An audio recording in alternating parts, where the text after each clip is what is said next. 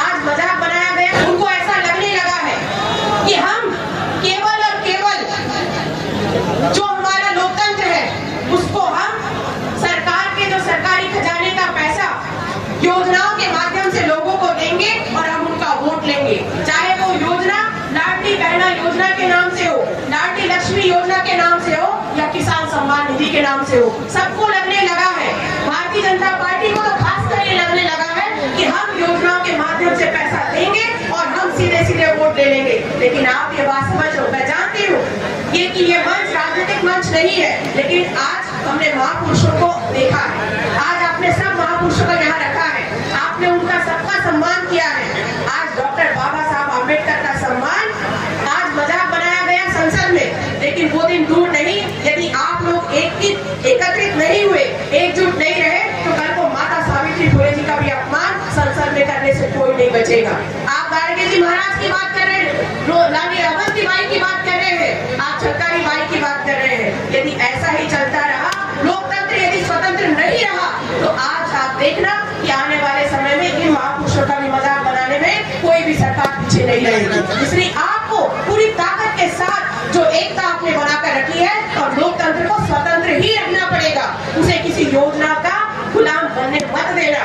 आज माता सावित्री फुले जी की जयंती है। आप कल्पना करो, जब डॉक्टर बाबा साहब ने हमको संविधान दिया, उस संविधान के आधार पर हमको सबको साथ रहने की ताकत मिली।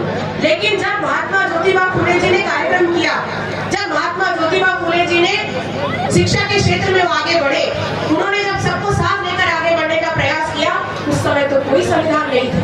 हमारे देश का संविधान तो आजादी के बाद बना है। भाई जिस समय महात्मा ज्योतिबा फुले जी का जन्म हुआ, उनकी मृत्यु हुई, उनकी मृत्यु के बाद डॉक्टर बाबा साहब अम्बेडकर का जन्म हुआ।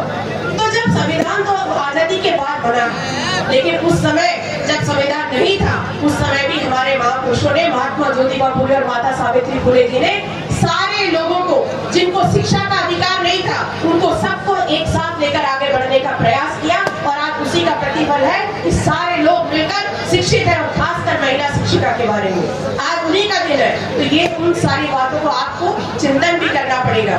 भीड़ बुलाने से फर्क नहीं पड़ता, लेकिन आप जो सोच रखते हैं उसको एक एक व्यक्ति तक समझना भी पड़ेगा, क्योंकि जिस दिन बहुसंख्यक के समाज के मन में ये सोच आ गई, ये उन्नति वाली सोच आ गई, तो उस दिन इसको आगे बढ़ने से कोई नहीं रोक सकता।